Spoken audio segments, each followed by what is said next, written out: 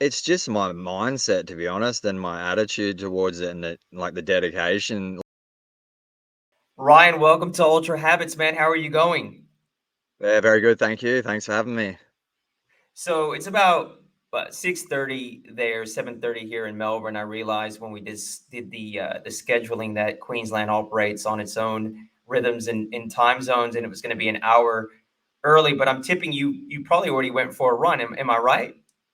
Yeah, I got 21K in and a bit of Muay Thai, so up early, I don't know, 140 or something.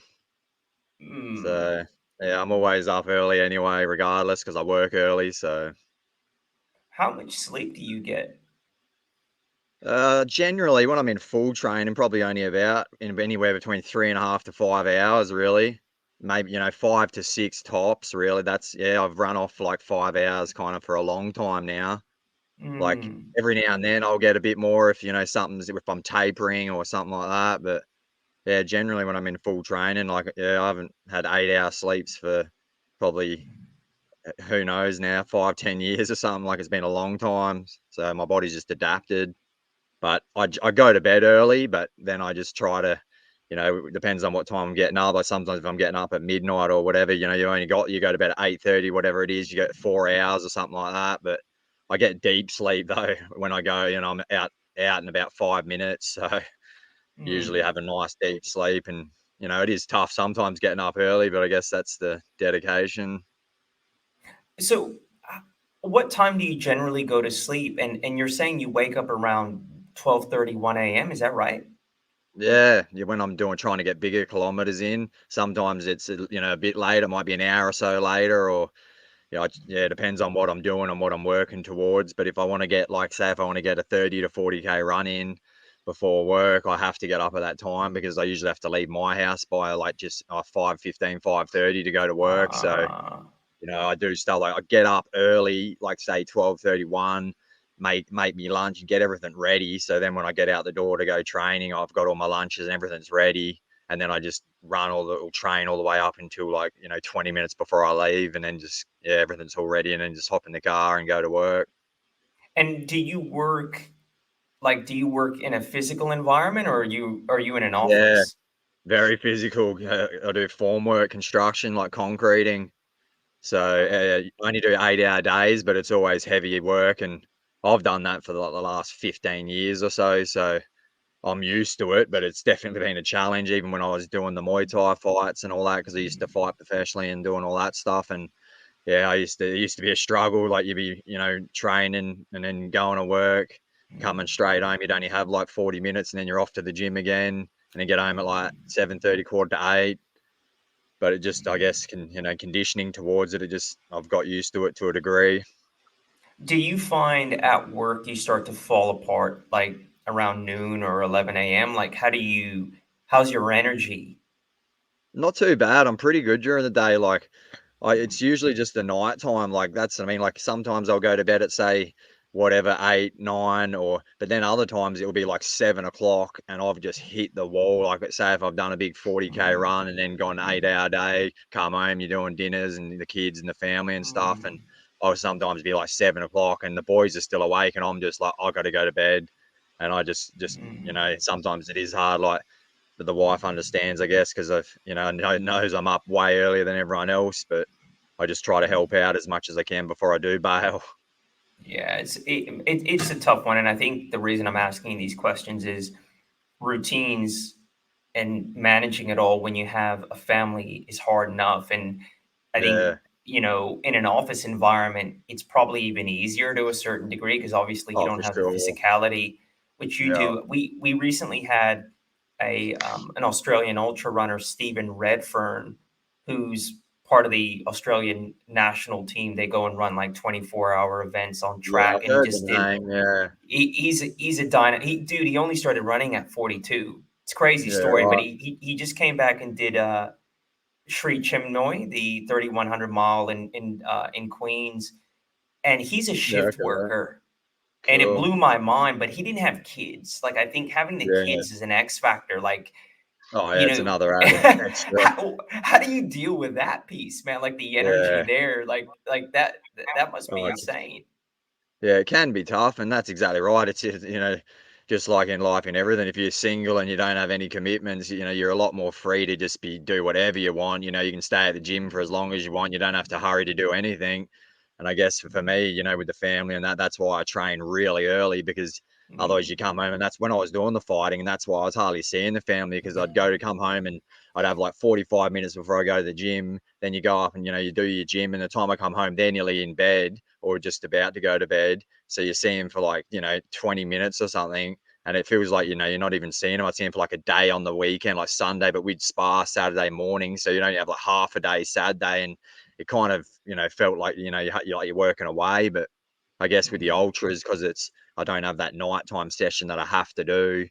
I still do some training here and that, but it's a bit more casualer. So I get a bit more time to spend with them. But I guess I just use the dedication, the discipline to get up early. And Mm. like you're saying before, like how do you do? A lot of people look for that excuse, like, oh, I can't do it, I'm too busy, or it's there's not enough time. I work early, but there's always time if you really want to do it and you want to achieve something. So that for me, that started about what 4 or 5 years ago now when I started doing the ultras. I just made that sacrifice that look, if I want to get in heavy kilometers, I'm going to have to get up early and it took me a while to adapt to it. Like at first I was just like, this is killing me kind of thing. And then after doing it for a while, my body just adapted and it just, like everyone knows, you get used to doing what you do every day. And it just some days are tougher than others when you're sore and tired. But I just keep looking at the bigger picture and I know that after time it builds and you just get stronger. Yeah.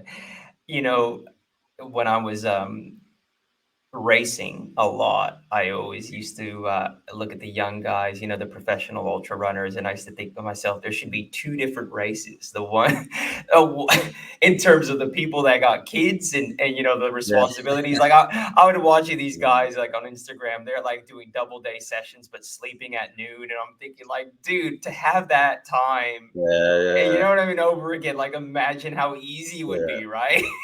Oh, yeah, it's definitely you've got that comfort of easy, but I still believe that, that doesn't, it makes it easier for the training wise, but it definitely doesn't put a, barrier on what you can actually still do. Mm. Like, even when I was fighting and that, like I was still had the kids and all that, and you're still busy, but you're still performing really well. I just think if you've got that commitment and you really want it bad enough, like, yeah, they've got more time and they can work on a lot more things because they don't have, such a busy life, but I still believe you can still be on the same par.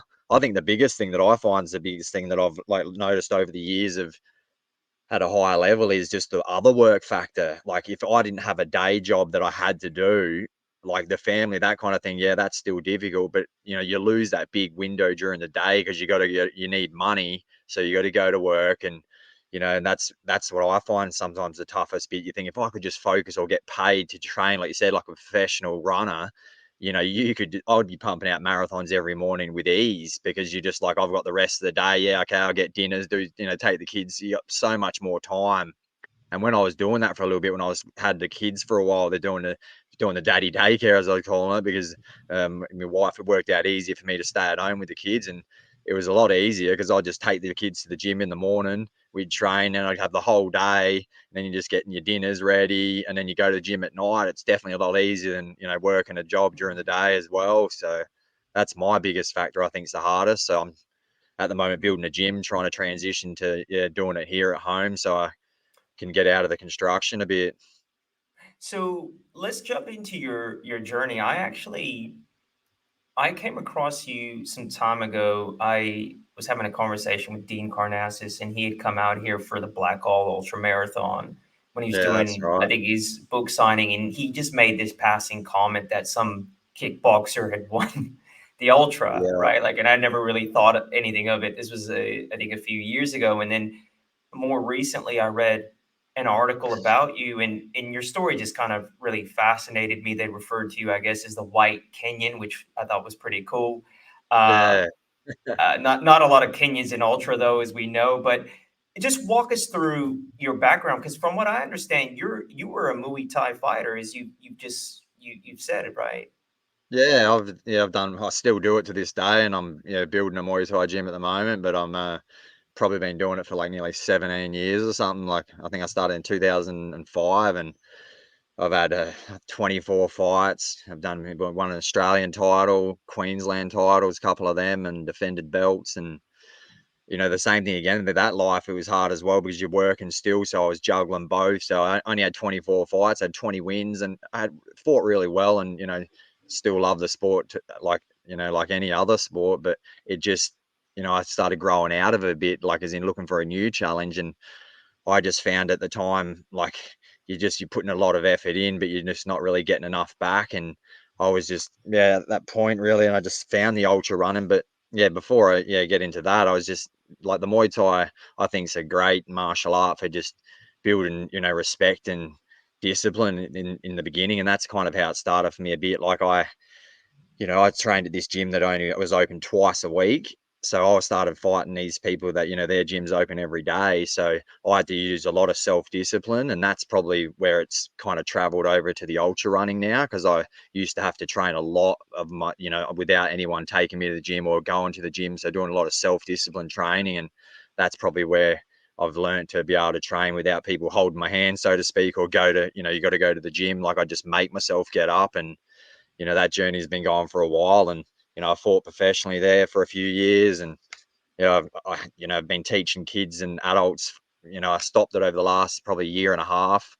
I was doing it at a community hall, and I'm looking to get back into, I'm building a gym, like I just said, on the property. So we incorporate both, with the Muay Thai and just fitness, because I understand that like not everyone wants to fight or even go deep into the Muay Thai. But yeah, my background just started like, I guess, anyone else, as an adult and as a male, I kind of wanted to be able to protect myself. And I've always loved martial arts. My dad did Taekwondo, and I'd done a few little martial arts when I was younger.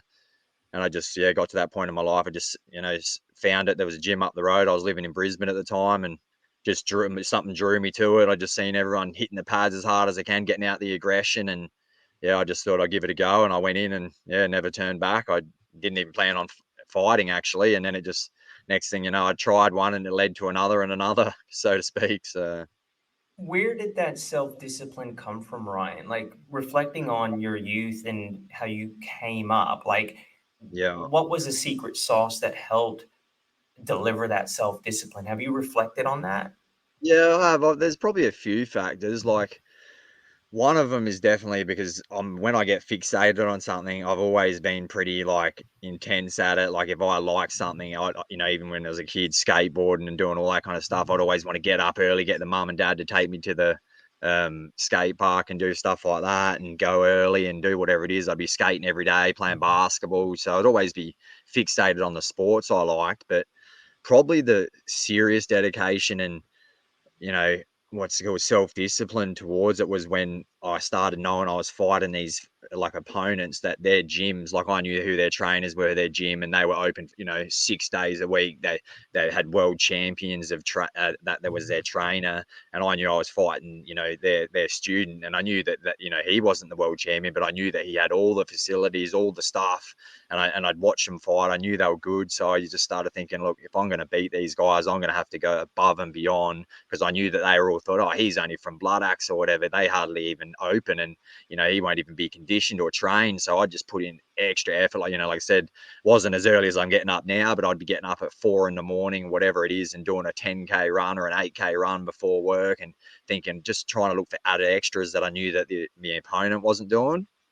And I guess after doing that for, a year or two, I started seeing that the results were paying off. And then I just got more fixated on just like, oh, how much more can I do? More and more. And then obviously, as the deeper you go, you start fighting better people, and people are stronger. And so you start thinking, I've got to do more again. And I guess it just come from then. And then it's just built and built. What were you able to bring into ultra running from kickboxing? And what was really new to you once you got into ultra running that you hadn't experienced in kickboxing? Yeah. Well, definitely, obviously, the mindset is, that's helped me. I've always, because when you're getting in the ring or getting ready, there's a lot of pressure. There's a lot of, your own inner demons you got to face when you're going in there to fight someone, because it's a it's not really a sport where you could say you're just going to have fun. It's a serious sport. You can get severely hurt if you're not bloody, switched on or conditioned and trained to what you're doing. You know, everyone knows that, whether it's boxing or any of those kind of combat sports. But that mindset, definitely learning how to, persevere through things that I think were tough has definitely helped me. And obviously the training, knowing that I can train relentlessly hard if I'm, put in the work, because I was always doing a lot of, with Muay Thai, it's not just punching and kicking. You're doing so many drills like you do in every sport. Like you're doing all the squats, the sit-ups, the push-ups, a lot of drills that have nothing to do with Muay Thai. They're just fitness drills. So all that kind of stuff I'd transition over and use in my ultra runnings, and I still do it to this day. Even, but just before I got back from a run, I'd go in and do sit ups, and you're hitting the bag, and you extra added fitness. But probably the biggest thing that like you're saying, what I didn't expect was just like when, with ultras, just, yeah, you're mentally tough and this, but just how long they go for. Like, with a Muay Thai fight, you've got 15, it's only, for professional rounds are only 5 3s. So, within 15 to 25 minutes or whatever, the fight's over. It doesn't matter whether it's the hardest fight of your life or the easiest, it's over pretty quickly. And like, yeah, it's a lot fast paced and the adrenaline's still up there, and you burn a lot of energy. But the ultras would go for, when I first signed up for that 100K run and that, like I was, I did it in a really, really good time. It was like 9 hours something, but it killed me. Like I just was, I got like 50, 60K in. I was just thinking, I can't even believe, like I was so broken.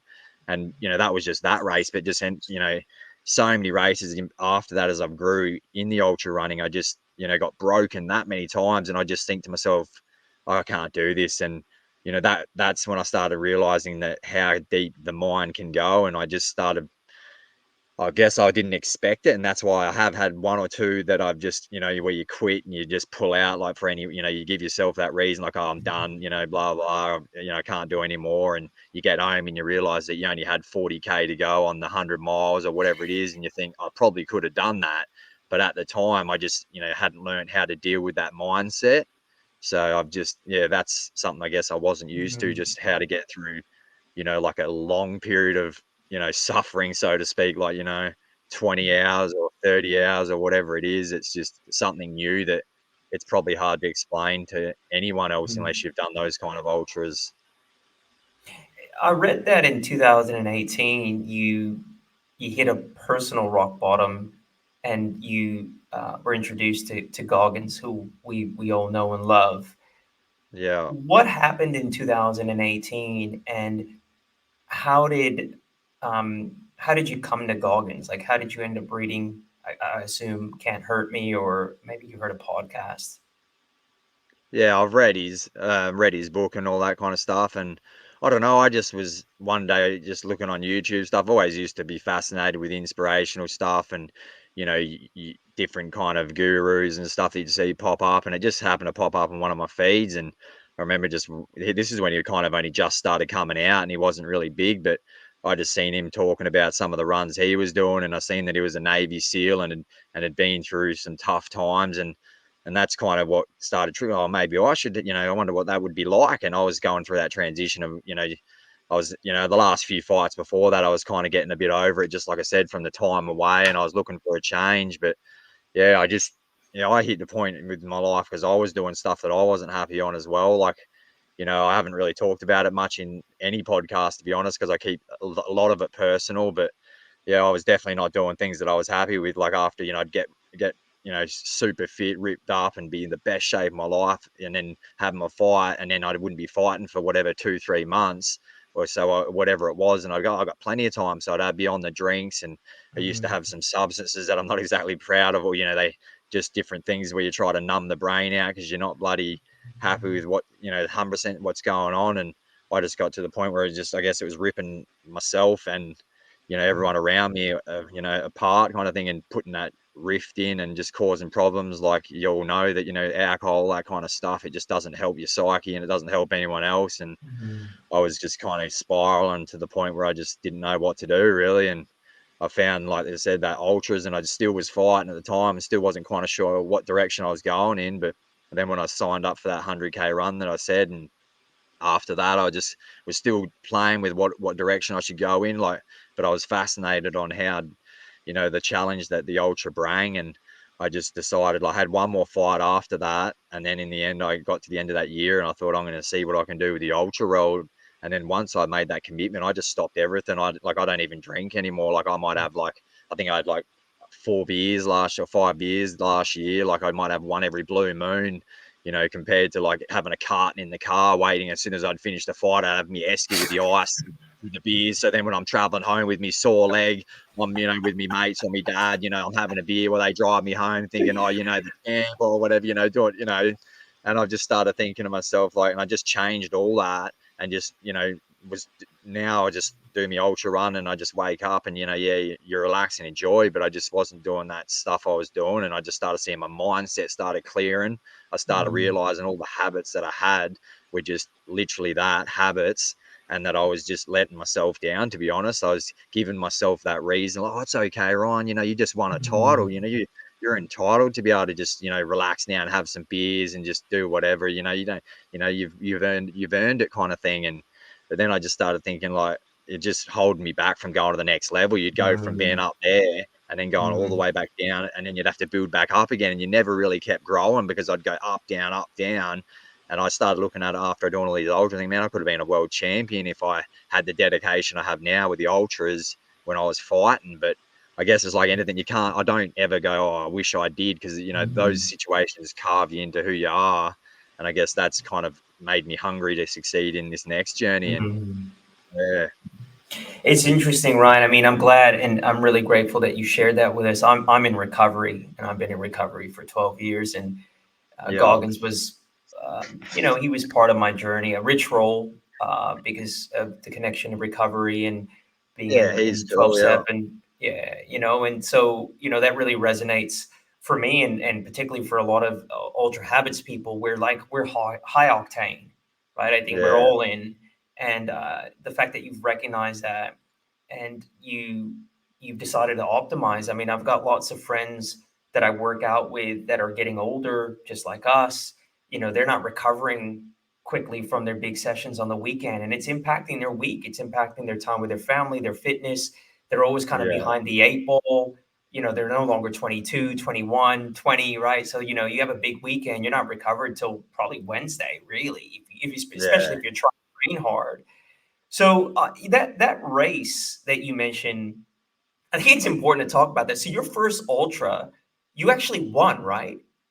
Yeah. Well, yeah, I did win it, but it wasn't exactly like like a massive, it's pretty Yeah, still, there's a lot of different categories in that, but yeah, I guess it probably wasn't heaps of unbelievable, champions at that kind of, that 100K that I did or whatever that actually entered it. I don't even know really, to be honest. I know there was a few in it, but there's 12-hour events, 6 hours, team things, and you didn't have to, you could do the marathon distance. But yeah, I did end up winning it, which I was surprised because I was thinking I was flat out finishing it, let alone winning it. But yeah, well, so I mean, what's remarkable though is how many ultras you run and how much you win. Like, what would you say your success is attributed to in your racing?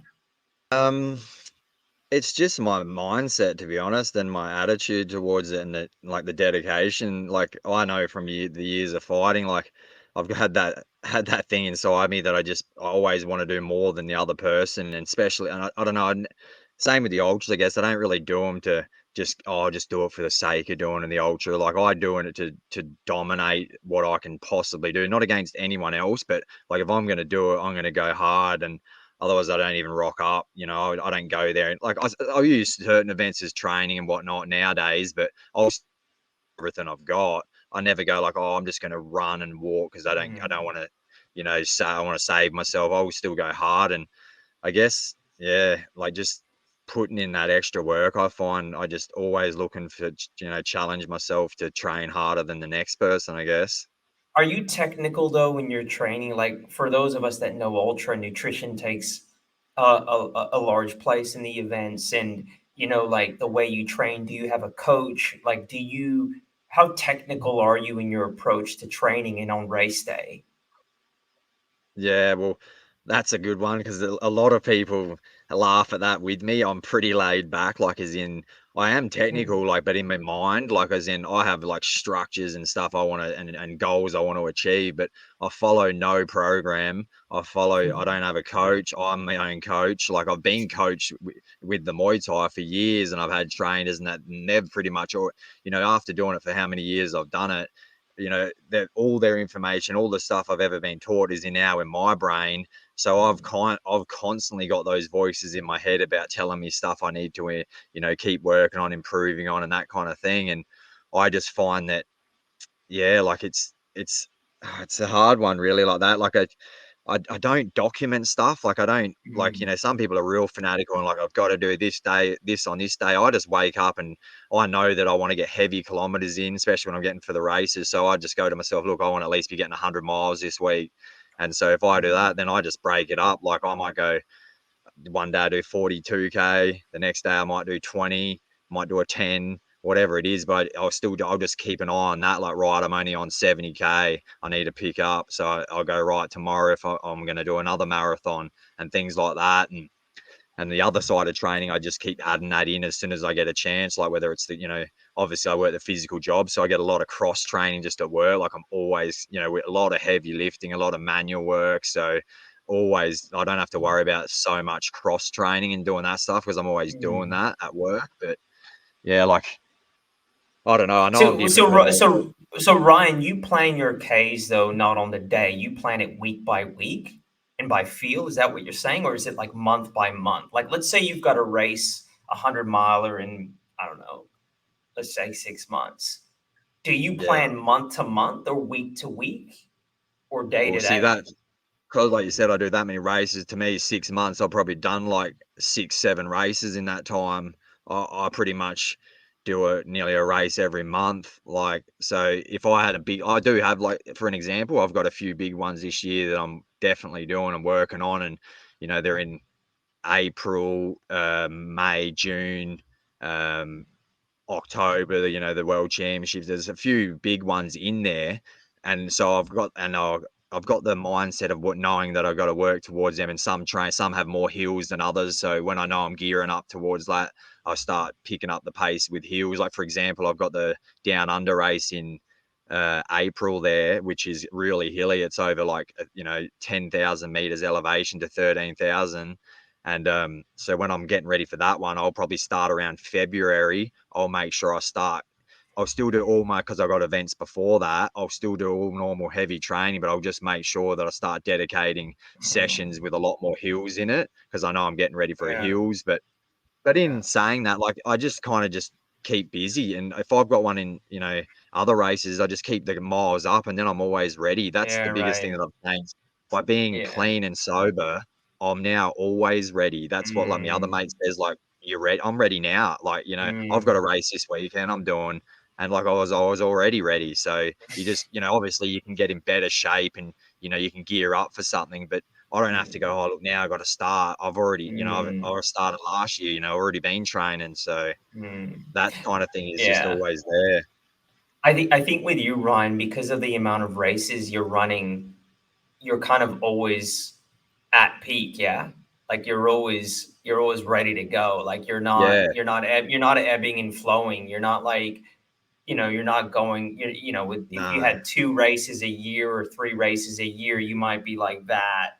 But you're kind of just always there, right? And you're yeah. you're using one race to get fit for the other, really. Do you Oh, ever absolutely, crash and it? then there's Sorry, go ahead. I was just going to say, but then the other factor is that I know people have said to me, other coaches and different people were like, it can stitch myself up too because I train that much and I do so many events. Like, there's no denying that, say I do 12, 13 ultras in a year, half of them, I'm only half of the caliber I could do. Because I'm semi cooked each one because I've only, I roll sometimes a race after 2 weeks later, or if there's one a week later or 3 weeks later, they're always really close. Obviously I'm not in the best shape that I could be in, but I'm in good shape because I've just done 100 miles or something. But I've definitely, you can fatigue a bit. So that's probably the only downfall to it. Yeah. Like there's been countless races where I've like the time hasn't been the best and, you haven't got the performance I would have liked, but it's pretty much because I've done it to myself. But yeah. Do you think you'd ever lower the amount of races? Let's say you decided you want to go pro, or you really want to smash, you want to focus more on the quality of the event versus the quantity. Like, have you ever thought about trimming down the amount of races and focusing on like strategic events so you have more energy in those races? Yeah, Mm, I have, but I haven't. Like at the moment, in the way, just my journey is, I haven't got a need to do that. Like, I don't have, I've got sponsors, Wild Earth, and we've got a few things, but there's nothing there's no real energy in this life at the moment that I'm getting that's telling me to do that. Like I don't see the benefits in doing that because I'm on a journey for myself to see what I can achieve. And it like as in I want to go above and beyond what I think I can even do. So if I'm only ever just picking a couple of events, it's nearly like the same as when I was fighting. You just go, oh yeah, you just get complacent and I'll just go, oh, I don't have an event for 6 months. I'll just cruise for a bit. But when I'm just constantly pumping out it, I just find it just keeps pushing me and pushing me. And that's like, I believe it's half the reason why I win a lot of them because most people are doing exactly what you're saying. Like they're just picking their couple of events. And don't get me wrong, they'll probably beat me and go really well in that event because they've only done 2 events all year and I've done like 10 or something. But I don't really care. I just think that's their journey. And I'm just, mm. yeah, I don't know. I'm just a bit different like that. I like to see It, you're interesting in that sense, Ryan. Like because mm, you have an athletic mindset, meaning that you don't go there to run, you go to win. But yeah, you also have the kind of Goggins mindset. So it's interesting at ultras, right? Like you'll see the athletes generally, and then you'll see the Goggins crew. And generally yeah, they're different. They're kind of different, yeah, right? You got the yeah. Goggins guys, they have the headsets, they're fucking you just know they're going through their inner demons, they're battling, right? Then you got Oh, the for athletes sure. that are more there, they're branded Yeah, and they're like, their little hipster mustaches yeah. and all. You know what I'm saying? Well, And but yeah. you're a bit of both, man. Like you're kind Oh, of you're there to definitely. win, but yeah. Yeah, and that's exactly right. Like I am competitive. There's no denying that. Like people like, I'm obviously in there to test myself. That's the major outcome, but I'm definitely in there to give it one good hell of a crack. I'm not there just to, oh yeah, we'll just finish it or whatever. I'm there to go as hard as I can. And yeah, if there's other good races or whatever, I'll challenge them to the death. Like I'll definitely push. And if they're, half of them I know these days, so I'll run with them or whatever. And if like I said, if they're on song and they're, fitter at the time, or not necessarily fitter, but if they're in better shape because they're not, not as fatigued and whatnot, then good on them. That's their race. But yeah, I know I'm a bit of a cross between both. That's for sure. So I've Are got you a that savage. runner? What's Are that? you would you consider yourself a runner? Like are you fast? Like ultra running is different, Yeah, right? Like but are you a natural runner? not really. Like I did get asked that, you're a runner or a fighter not long ago and stuff. Like I don't know. I don't really believe that I'm any of them. Really, just a person trying to be the best you can be. But I just think, yeah, I'm not overly fast. Like I used to do sprints for, with doing the Muay Thai training. We used to go down the over do sprint work and that. I definitely wouldn't.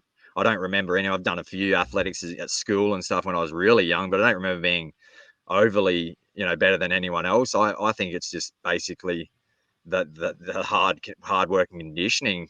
Like I'm quick for the long distance. I think that's what I've noticed. Like a lot of people, but I honestly find that's just the conditioning. Like a lot of people just seem to, after you've done, everyone's good for a marathon. That's what I find. Once it gets over that 40, 50K mark, that's when I see the game begins. So everyone starts to think, they're fading now. And I start to think this is when it starts to begin. And then, as people go slower, I just keep maintaining that pace. I'm not even going that fast, but you just keep moving forward. And I just find a Ah. lot of people seem to, they're just not conditioning. That's basically the end result because others they would run if they could run and they walk or whatever it is. But that's why I find, doing the heavy kilometers, you get really conditioned to be able to face those. You got to get used to facing those times that suck. And that's, if you're not used to doing that, and that's, I guess, another thing that's come over from Muay Thai when you get through hard training and they suck and you persevere through it, you find a way to get stronger and get through it. Whereas if you haven't been used to doing that, you're just going to be out there looking at the bush going, man, I am cooked. but I'm just thinking, yeah, it's just another day, and I know how to get through it. When you're racing, do you typically start off, let's say, for anything beyond 100K, 100 mile, and I know that you've done beyond 100 mile, do you typically start off a bit cruisy? Like you're not too concerned about going in too hard? Do you wait till you get around to that marathon distance to start to watch others fall apart? So you're saying that you're just consistent in your Yeah. pace. Yeah. No, not really. I kind of nearly do the opposite. I don't go out hard, but I still go out pretty good. I don't ever go, oh, look, I'm doing 100K. I better just take it easy and then I'll build up. I actually go out pretty hard. Like I'll just go out and run how I normally run, nice, comfortable pace and just stick at that. And my logic and thinking is when my wheels fall off and when I do get fatigued, then I will walk, then I will slow it down because my body will tell me to slow down because I'll be cooked and I won't be able to run like I used to be, like I was, a couple of hours back. So, I find by doing that, people that are doing that, what you're saying, like, oh, I'll wait for a little bit longer and then, start picking it up. I'm probably an hour ahead of them now, So even when they want to start picking it up, like it's still going to be a hard slog to catch me anyway. So I've kind of just used it the opposite way, like just gone out hard. And then sometimes I surprise myself and I can maintain that kind of pace and relentlessness the whole race. Like, you might fall off here and there for a little bit of the race, but you generally speaking, if you just keep sticking at it, like I said, the more condition you get through it pretty good. What's your relationship to cramping? Do you cramp? No, I'm really good with that. I don't Mm, ever like touch wood, but I've probably only I've had a few here and there, like, oh, that feels a bit weird, like something niggling mm, and straining a bit. But yeah, I've never had problems with like severe cramping. So, you get the odd stitches, you get the odd mm, like your leg season or a bit of groin pain or something. mm. And I find they just seem to go away. I've never What do had you put anything. that down to, Ryan? Is it conditioning or nutrition or both? What do you think? Yeah, definitely both. Obviously, the condition because you just, your body's used to that kind of stuff, but it still doesn't mean that you can get something that just flares up and plays up. Mm, And I guess the food I'm high turmeric diet. That's one thing I always have been for like years and years now. Like just have it every day, and whether it's the tablets or in the food, and I find that helps with inflammation, any of the recovery. mm. And on plant based, that's my decision. It's not for anyone else, but I find for me, it helps me recover a lot quicker. I'm a lot more focused, and yeah, I just like I said, it's not just it's a accumulation of things. Like I said, when I clear my mind and when I become free inside and not doing things that were holding me back, like having substances, doing things like that. And I started growing on every level. And then when you're putting the good foods in your body, putting the good training, and you're clearing the mind, the door just opens up to the possibility of just yeah, it's endless, really. What if you Is learned that about sunlight yourself? or is that glaring Yeah, on you? nah, that's good, brother. Your head's Oh, right. Your sorry. head's perfectly blocking it. Yeah, I can just see it glaring on one side. I'm thinking, oh, can you even Nah, see me? nah, Yeah, you're sweet. good. It's a beautiful background there. What have you learned about yourself, Ryan, through the racing? Probably learnt, what's more important, really. I think that's like in my life. Like I used to think it was about like, being a winner, being a champion, and you know, and then I started when the ultras probably really taught me, when I'll be out there deep in the vortex of something and you're suffering, I just started looking back on my life. I look at my family, all that kind of stuff, and what's in my life, and I guess I become a lot more thankful, and I just start to realize, and even things I got to improve on. I guess that's what it teaches me. Like sometimes I'll be whatever, in the middle of a race, and then I'm just like. You might even break down out there and you start thinking of people you've lost or whatever it is, or things you've done at home that you haven't treated the kids or the wife in the best. And so then I start thinking, you know what, when I get home, I'm going to make sure that I put in extra effort with the boys because like I always believe, there's no point being a champion athlete and unbelievable at your craft, but then, you go home and you're just a crap dad, or you just, or Inky Johnson says a good one, he always talks about saying, like there's no point, if you're great at something, but then you go home and you're a failure at home, and it's just, everyone else sees you as like, oh, this unbelievable, oh, he's so good, that guy is an athlete, but they don't see behind the scenes that you're Mm, actually, you know, a prick at home, or you're not helping out with other stuff. And so I guess that's made me think of all that kind of stuff, and and it's hard because when you're trying to train hard and you're trying to put in the work, you got to be relentless. But I just have to keep reminding myself to work on all areas. And I think that's probably the biggest thing it's taught me is, what really matters. And then I guess it's taught me on, what I want out of this life now. I used to think it was running amok and doing, stupid things sometimes. And then I started getting, like I said, when I was free and that, I realized that the real life starts now. And it took me this long to find it, unfortunately. But I guess that's my goal now, to try to help other people find it before they have to wait that long. So, yeah, look, it's I think an amazing set of takeaways, and I want to talk about your family. I did read that you were down and out in a race, and your wife ran, I think, 80 kilometers with you. She never ran more than 13 Ks, which in itself is Yeah.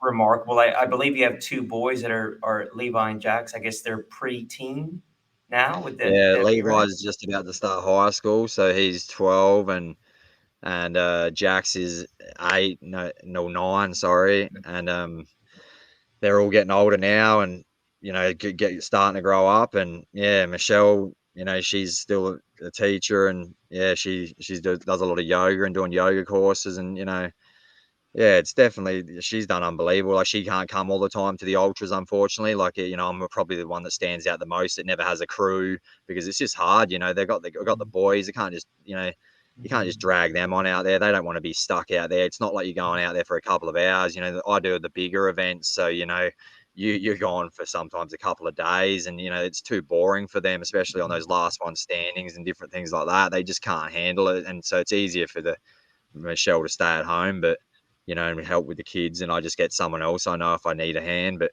yeah, she did an unbelievable job on that 200 miler. So she did, like I said, 80 days, and I was cooked, and she was the one that helped find that inner strength in me when I thought I was completely done.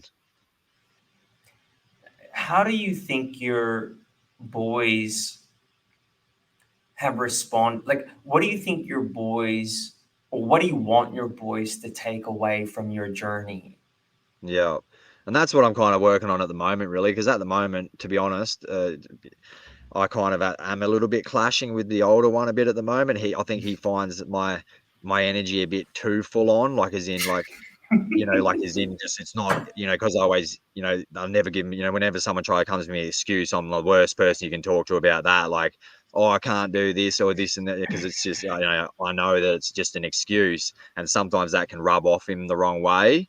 So I know it's something that I've got to keep, like I said, keep working on as well and building that relationship. But I'll hope to leave behind that, just, well, I know I will leave behind that when I'm gone, that he will one day, when he is a bit older, he'll realize what I was doing, and realize like the journey I was on, and like he'll probably think, bloody hell, I know I've been tough on him sometimes, but I'm just trying to leave behind that, just to make sure they realize that no matter what they face in life, because we all face it. We all go through hell. No one gets out of life like where it's just like everything goes good. We all go through the ups and downs of just life, how it gets us. And I just want him to know that he can get through anything, because look at this day and age, how many people are taking their own lives, how many people just they just go to the drugs and alcohol because they're lost. They don't know who they are, and they get depressed, or they're worried about what other people think of them.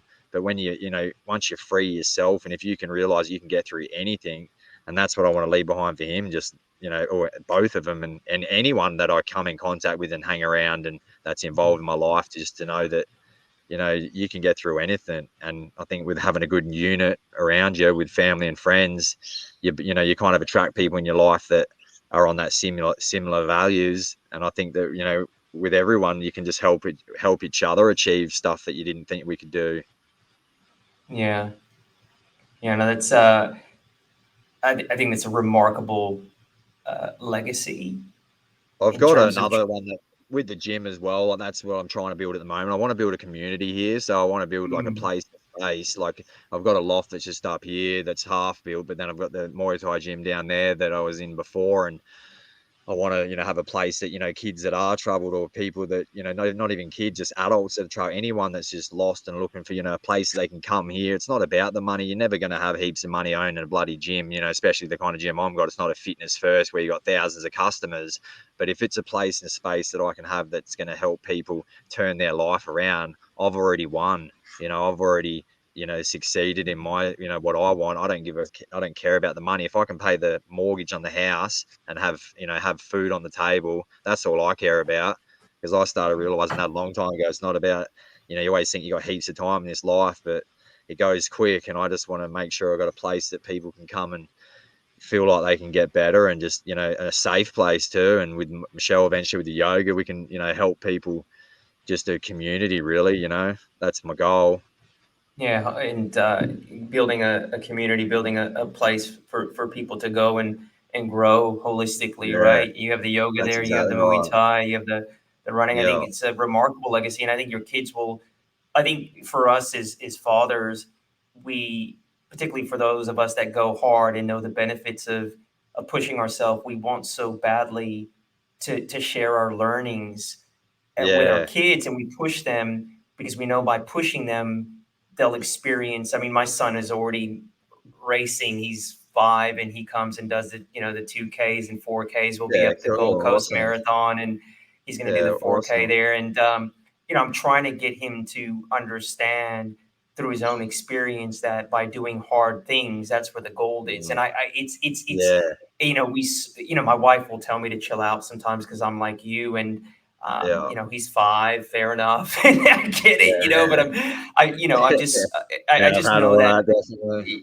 you know what I mean? It's like, and I think we come from a good place. We just know that if Yeah, we don't mold our children, the world will mold them for us. And that's not yeah. And necessarily a good thing too, definitely, right? and it's a fine line too, because like I do that too, but then I learned sometimes it's good to back off as well. Because sometimes when you push and expect them to do something, they end up doing the opposite and resent it, and then they end up like don't they hate that sport now. So I've kind of just like with the Muay Thai, they used to do that too, and now that I haven't been doing it for the last year and a bit. But when I get back in teaching the classes in about a month and a half, when I start opening it, I know they'll join back in again and start building up again, and just to keep that encouragement. And they've done a couple of races too, like you were saying, like they did a hill climb challenge me one day, and we just camped there the night and just ran up and down the hill. It was a hill climb challenge, and I did it for 12 hours. And Levi was running up and down that, did like 15 something K, running up and down night with his head torch on. And, it was awesome. But then I didn't keep pushing. But like you said, if you're not molding them and helping them in some way, they like, they're always going to get molded by stuff that's not necessarily right. Like all the stuff that's on YouTube these days, and you're creating those kind of personalities that aren't necessarily good for our kids. But and then it's that hard fine line I find too, is because they've got to be their own person. That's something we do as parents and adults that I find that I'm trying to work on myself. Is you're always trying to mold your kids to what you expect too. Like, oh no, but then you realize, because your parents have done it to you as well, and you think and you realize that you're trying to hand down your conditioning to them, and they've got to experience their own way. And that's something that I clash with them all the time, because I'm doing what you're saying, like trying to, I'm just coming from a good place and a good, from my heart, trying to help them. But then sometimes you might be going, oh no, don't do this, because but then you're stopping them from finding their own way. So it's a bit of it's a fine line. I know that, and It's a hard. juggling act, It's but hard. I think it's better Well, than doing nothing and giving them bad yeah. advice.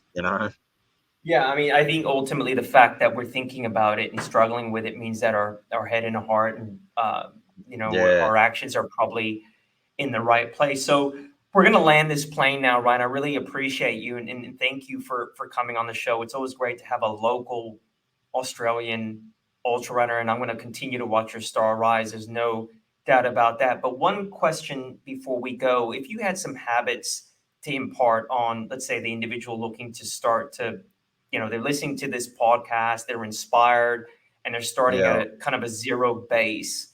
Like, what are some habits? What are some things they can do to get their shit together? Yeah, well, I think the biggest thing you got to ask yourself is like, do you really want to change? You can sit here all day long. People do the New Year's resolutions and all that kind of stuff. Like, oh yeah, I'm going to start doing the gym. But sometimes it takes, you don't always have to hit rock bottom, but you've got to go deep down inside and go, look, do I really want to change? And when you make that decision, you kind of just, that puts most of it out there, and then you realize, right, I've made the decision to do this and I'm going to do it. Not a half-assed decision. You got to search within yourself and find out what you actually want to do in your life, because not everyone wants to be a runner. Whatever it is, you just got to find what that goal is and go, right, I'm going to start putting in the work. And then, everyone knows that if you want to be good at something, you got to be relentless. You got to put in hard work, and it takes time. I think some people jump to it like as in, oh, it's not happening. I've only, I've been doing it for a year or so. Sometimes it takes, like Eric Thomas always even says, it takes 4 to 5 years. Like that's what I believe now. I'm at the beginning because I'm coming into my 5th year now. And like I've had a few little tastes of successes and like, some sponsors and things that are coming, but I believe the best is still yet to come. So it takes time. But, a year or two ago, I'd even get asked by even Michelle or different people like, oh, are you sick of that? You done yet? How much longer are you going to do this? And I'm thinking, man, I'm only just starting. I can see the doors opening, and it's just got to keep persevering, keep showing up. And a lot of people that's what I'm talking about, the conditioning. You can't expect to do it straight away. Like people go, oh, how are you doing this every day? It's like, yeah, but I've been doing it every day for the last 5 years or whatever. So that's how I'm getting up at 12 o'clock at night or whatever, So I think just telling them just start, don't overthink it. Don't put me on a pedestal. Don't put anyone else on a pedestal. Just do the best you can do. If you can only run 1K, whatever, go out and run 1K. And then the next day you might do 1.5 or whatever. Eventually you'll be able to do 2 or 3 or whatever it is. But you just got to keep showing up. I think that's consistency will always be just doing it every now and then. That repetition, that's the main things as well. Yeah, I wrote that down actually at the beginning of our conversation that I think your superpower, Ryan, is consistency. You're Yeah. really comfortable with the process, Yeah. and you're very present in the process. And I think that's really the takeaway for anyone that's watching or listening to the show, whether it's running or whatever Yeah. your form of running is. Where can our audience find you on socials? Like, are you on social media? Are you anywhere that the Yeah, I've audience got can the learn more Instagram about is you? probably the main one I use, Ryan Crawford, the White Kenyan. So I've always put like live videos. I don't know if you follow, but that's what I do. All the heaps of live videos on, whether it's training runs or on the events. I'll pull out the phone when I'm like 60K into event. Like that's right.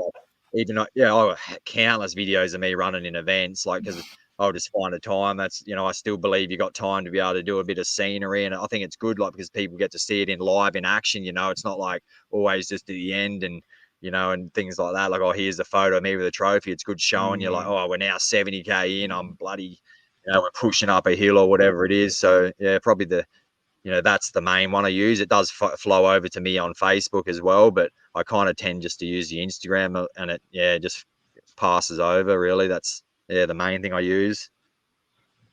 All right, Ron. Well, look, thank you so much for coming on the show, man. Really, really appreciate you, man. And you have a wonderful No rest of the day. worries. Yeah. Yeah, thank you. Appreciate it. Yeah, thanks for talking. Yeah, sure, bro.